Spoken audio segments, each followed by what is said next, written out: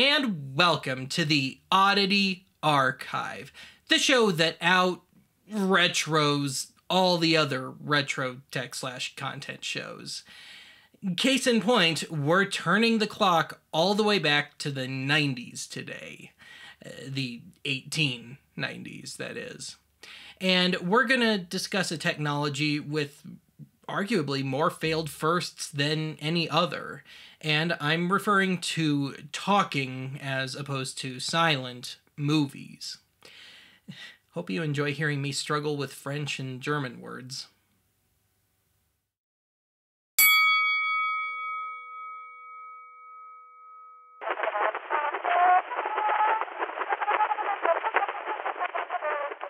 While experiments with sequential photography had been going on since the 1870s, it wasn't until 1888 that anyone voiced the intention of fusing moving images and sound, that person being Thomas Edison, who filed a caveat, intent to create, with the US Patent Office.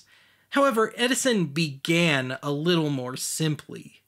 In 1893, Edison publicly introduced his KINETOSCOPE film strip viewer, which showed films of no more than 27 seconds in length through a single user viewer.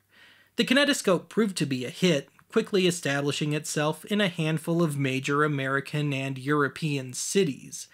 Emboldened by this, Edison and Company opted to move forward with their fusion of image and sound.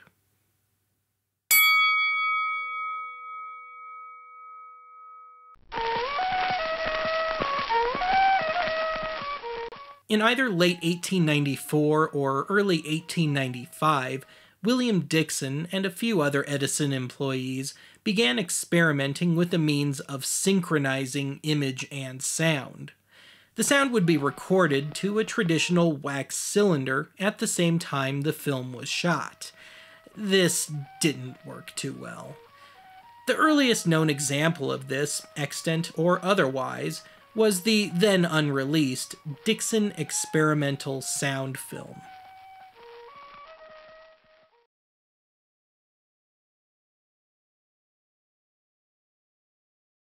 Dickson, Edison, and Company saw pretty quickly that without a means of locking the image and sound together, any further experiments in synchronization would be pointless. Edison's answer? Release the KINETOPHONE anyway, but keep the sound and image independent of each other. Just have some semi-related music playing via cylinder while you watch the film. The KINETOPHONE debuted in 1895 as a modified by-owner kinetoscope. A kinetoscope with a cylinder machine and a pair of earphones attached.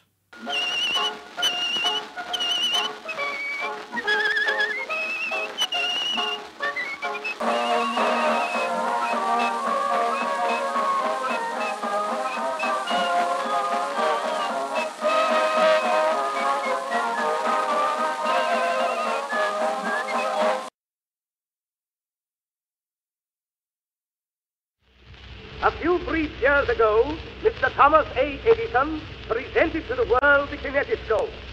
Inventors the world over have endeavored to synchronize the phonograph and motion picture. Around the turn of the century, Edison and Company created and ultimately released a projector version of the kinetoscope designed for home use. It bombed. In 1912, Edison and Company opted to attempt a sound-equipped version of that projection kinetoscope, now intended for public showings. It was the same old wax cylinder system as 15 plus years earlier. To add insult to injury, with no real amplification methods, it was near impossible to hear anything at any significant distance. Not that it sounded all that great anyway. This final kinetophone died out by the end of 1914. Give me a lock of your hair. I don't mind. You call that a lock? Now that's more like a lock. But we are 50.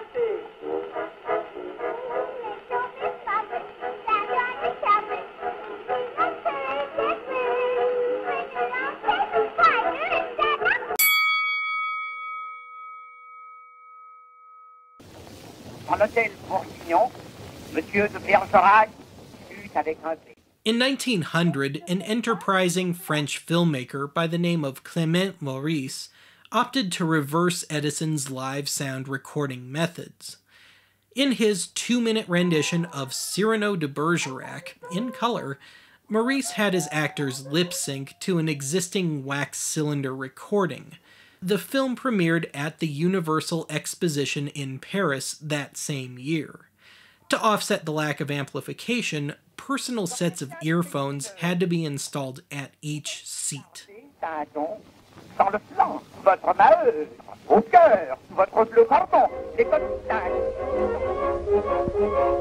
Bonjour, dites-moi, Rosine, ma belle voisine, d'où venez donc tout ce bruit chez vous cette nuit? In 1902, French inventor Léon Gaumont ran with this idea minus the personal earphones. For his system, Gaumont opted to sync the sound via gramophone discs, as well as create a device that would lock a gramophone to an existing cinematograph projector/camera. This overall device was known as the CHRONOPHONE. The same year, Gaumont released the first of his CHRONOPHONE PHONOSCènes. These were effectively super early music videos. After a lengthy period of limited exhibition, around 1907, Gaumont began routinely running PHONOSCènes at his own Gaumont Palace in Paris as a component of larger film programs. The PHONOSCène series managed to do decent business in France and Germany, but the continued lack of amplification, reliable playback, and short run times sealed its fate. The last PHONOSCène ran at the Gaumont Palace in 1917. Ein Collier, der Dieben dies gemobbt, bin ich gleich nachgehofft. Als ich im Polenland die Dame endlich fand, las ich keine Spur von jener Perlenschnur. Ladies and gentlemen, I've been asked to say a few words concerning the play of Green Street. Thanks to the rise of the feature film during the mid-teens, and not to mention a little disruption known as World War I, most attempts at syncing picture and sound stopped. The demands of keeping a lengthy film and a soundtrack in sync was simply too tall an order. However, in 1921, another stab at sound on disc was unveiled. This was known as PHOTOKINEMA, or PHONOKINEMA, depending on your source. Aside from another crack at keeping the sound and picture mechanically locked, albeit still from independent sources, PHOTOKINEMA doesn't seem to break much new ground. However, this system is notable for marking the first attempt at keeping a feature film and soundtrack in sync. It was only used on one feature, namely D.W. Griffith's Dream Street, whose soundtrack consisted of music and sound effects. While I can't find any specifics, it appears that this system required special installation at each theater. It appears that only 2 theaters, both in New York City, were willing to install the equipment. It also appears that the sound was no real improvement over anything that had come before it. While the complete sound version of this film still exists, as of this episode, it's firmly under lock and key at the UCLA Film and Television Archive. Same goes for the few short subjects made via this process.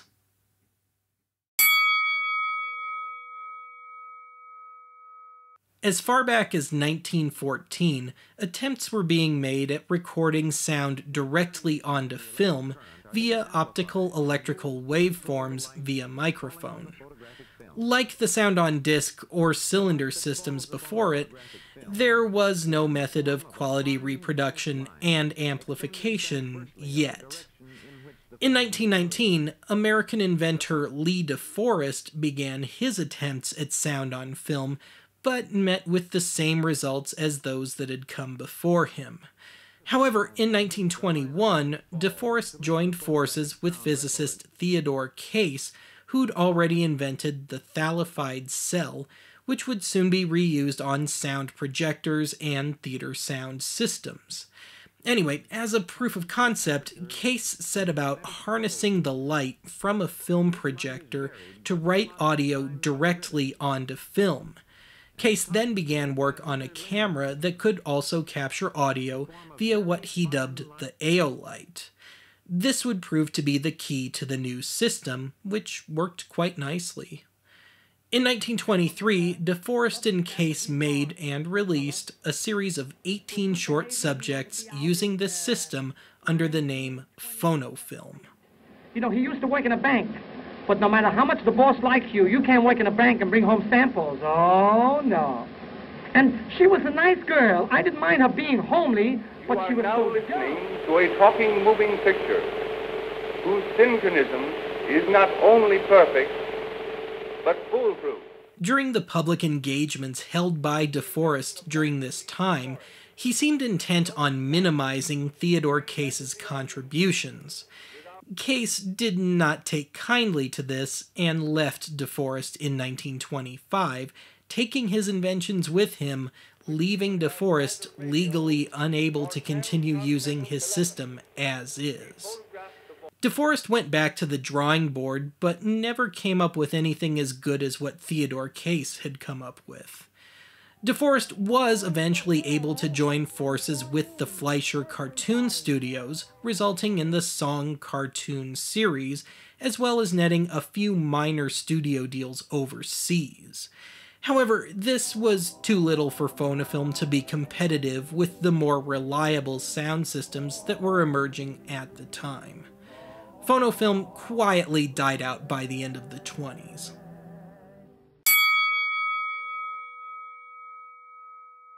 The camera's about up to speed now. We're taking this at about 80 feet a minute. Here's a test word that I want to try. Cheese crisp. Cheese crisp. After splitting up with Lee DeForest in 1925, Theodore Case simply took his existing sound camera with him for the recording end of things and moved the location of the projector's sound head from above to below the picture head, thus killing compatibility with any of DeForest's then current equipment. In 1926, Case sold his patents to the Fox Film Corporation, who promptly adapted the new technology, slapping on the existing MOVIETONE name in the process.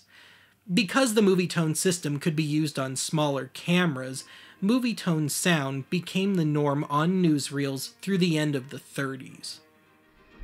When the line of light extends completely across the soundtrack, and the thickness of the line is varied by the sound-controlled current variations, a record known as a variable density soundtrack is produced. There was one problem with the MOVIETONE system. Its variable density soundtrack, as opposed to the now normal variable area, or waveform soundtrack, was especially prone to lab errors.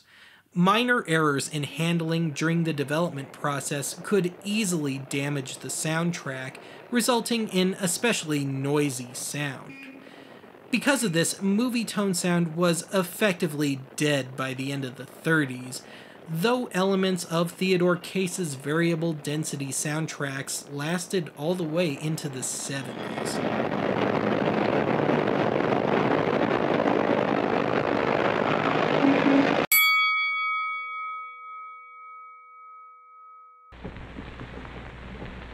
We are now in the studio of the Vitaphone Corporation. The short glimpse that you had give you a general idea of the layout of the studio of this character. Let's close out with the famous one. Starting in the early 20s, Western Electric began work on yet another sound-on-disc system. This time, however, the sound would be captured electronically by a condenser mic. Add to this being mechanically tied to the camera and the use of slow-speed 33 1/3 RPM 16-inch discs, which ran long enough for a reel of film, and you've got the formula for as good a sound-on-disc system as you're ever going to get.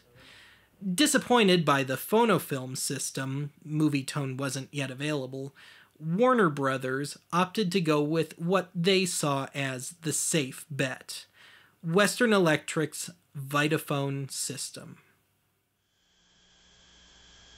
My friends,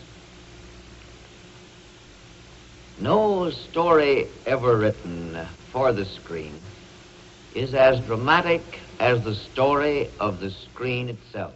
The first film released via the Vitaphone system was the 1926 adaptation of Don Juan. The movie was still silent, per se, but featured music and sound effects, and this carried on for another 4 feature films. In October of 1927, the first feature film with live synchronized sound was released, The Jazz Singer. Maybe you've heard of it. Thing was, only a few scenes in the entire movie had that live sound. Otherwise, it was Don Juan all over again. While The Jazz Singer was a huge hit and proved the commercial viability of talkies, the Vitaphone system still couldn't overcome everyday wear, tear, scratches, skips, and all-around operator error. The Vitaphone sound system, but not necessarily the name, died out by the end of 1931. Smiling at me, nothing but little blue signs. Do I see bluebird sing a song? Nothing but little bluebird all day long. You like that slapping business? In the early 20s, General Electric developed an early sound-only optical recording system known as the Photophone. This system captured audio as what we now know as a waveform.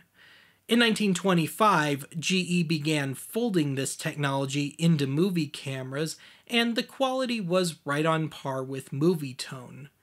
In 1928, GE charged RCA, which it owned, with marketing the new system, now known as RCA Photophone. Photophone had 2 major things going for it. One, the soundtracks could be read on just about any sound projector, and 2, the soundtracks were considerably less prone to damage in processing than MOVIETONE film. By the mid-30s, RCA Photophone won the movie sound sweepstakes. However, arguably, Vitaphone and all its sound-on-disc or cylinder predecessors got the last laugh. Since the advent of DTS sound in 1993, movie theaters have been mostly reading audio from CD-ROMs.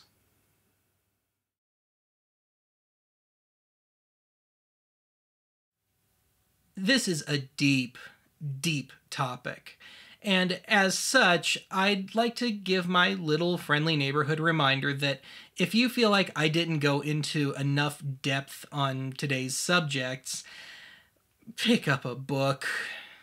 And actually, I have a book recommendation for you, and that would be Silent Film Sound by Rick Altman. And I also have a movie recommendation for you. There's a documentary from about 2003 called Discovering Cinema, and the first half of that deals with all these early odd little stabs at sound. So if you're so inclined, please look those up. But anyway, that's it for today's archive. Join me next time when I complain at great length that my 4-inch, 2-ounce, high-definition camcorder isn't giving me what I feel to be a spatially accurate surround sound aural image. Oh, jolly old kind of boy. Oh, jolly old kind of me. A peaceful kind of boy. A peaceful kind of me.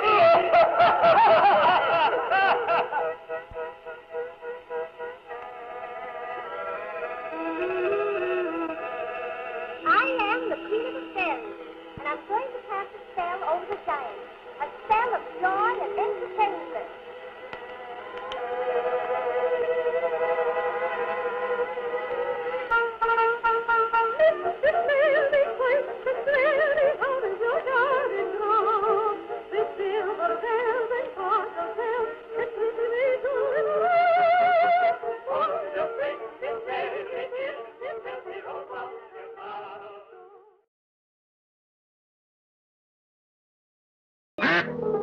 He wants to marry me and be my honeybee. He is a fetish just like jelly. When he left, he shakes his shoulder. He's kissing me. There we go. Met kakkeltje. Pas in mijn tira.